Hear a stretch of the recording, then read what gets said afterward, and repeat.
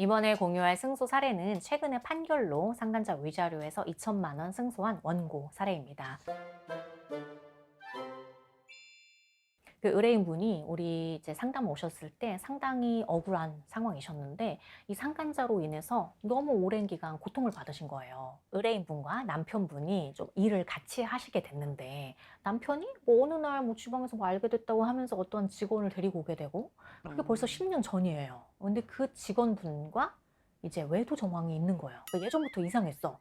그래서 결국에는 그 업무장에서 그 상간녀가 일을 그만두게 되거든요. 그때 당시에도 문제가 있었으니까 뭐 제3자가 보기엔 도대체 이들이 부부인지 뭐 저들이 부부인지 알 수가 없을 지경이었고 이미 데리고 올 때부터 뭔가 부정한 관계였던 것 같은 거예요. 이제 돌이켜 생각을 해보니까 그 뭐 상황을 알고 있는 다른 직원들한테도 들어보니 그들이 뭐 그 지방에서는 마치 부부처럼 행세를 한다거나 요런 이제 여러 가지 정황이 있었고 그래서 업무를 그만두게 되었는데 그 중간중간에도 알고 봤더니 이 배우자가 그 상간녀와 계속 연락을 지속하고 있었던 거죠. 그래서 그것 때문에 또 갈등이 있다가 좀 마무리가 되는가 싶더니 도대체 이게 장장 10년이나 완전히 단절되지 않은 상태였던 거죠. 그게야 이제 원고와 원고 배우자 남편분이 함께 쓰는 별장이 있다고 해요. 그리고 그 남편분이 쓰는 이제 차량에 좀 뭐 이런 알림 같은 게 있는데 이상한 거죠. 그 알림을 볼 때 이제 그 남편의 말과는 다른 거예요. 뭔가 이 행적이. 결국엔 이 별장 앞에 가서 기다렸더니 아침에 남편분과 그 상간녀가 나오는 것을 목격하게 된 거예요. 그래서 이거를 맞닥뜨리게 되고 그것에 대해서 이제 문제를 삼으려고 하자 뭐 황급히 그들이 떠나버린 그들은 남편과 상간녀죠.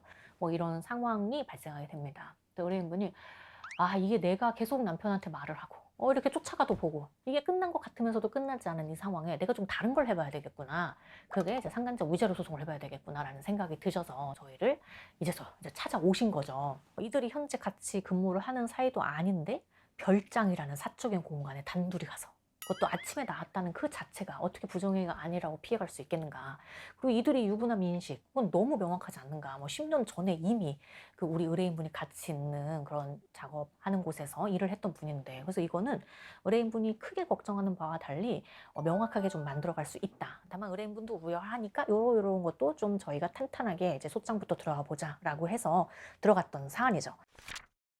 근데 결론적으로는 피고 태도가 이 사람도 상당히 안 좋았던 게 본인이 이제 명확하게 발각이 돼. 소장으로도 우리가 보내. 뭐 이러면은 뭔가 조심하는 행동을 보여야 되잖아요. 그리고 많은 분들이 그렇게 해요. 많은 그 잘못된 행동을 한 피고들이 그렇게 하는데 이 피고는 뭐 도리어 막 그 원고 배우자를 또 찾아오고 뭐 헤어지라고 막 하고 뭐 이런 거죠. 그렇게 사건이 진행되게 됩니다. 그래서 우리 의뢰인분이 참 마음이 힘드실 수도 있는 상황인데 그래도 차분하게 상대방의 주장에 대해서 우리와 함께 힘을 합쳐서 이제 명확하게 반박을 잘 해주시고 이렇게 사건이 진행되었던 사안인데요. 그래서 결국에는 이 재판부에서도 왜 피고는 그 원고 배우자에게 집착하냐, 뭐 집착하는 모습을 보이기도 한다, 뭐 이런 것도 적시해 주시고 부정이 발각 이후에도 왜 집착하고 헤어질 것을 종용하냐 이런 것들을 적시해 주시면서 위자료 판단을 하셨던 사안입니다. 우리가 이런 배우자의 또 뭐 상간자의 잘못된 행동으로 고통받을 때 또 하나의 방법으로 이런 위자료 청구 소송이 있고 위자료 청구 소송을 하는 데 있어서 좀 미리 검토를 해서 어떻게 하면 더 수월하게 이 사안을 끌어갈 수 있을 것인지 좀 진단을 받아보고 그에 따라 진행을 해보시는 게 하나의 좋은 방법이 될 수 있다는 생각이 듭니다.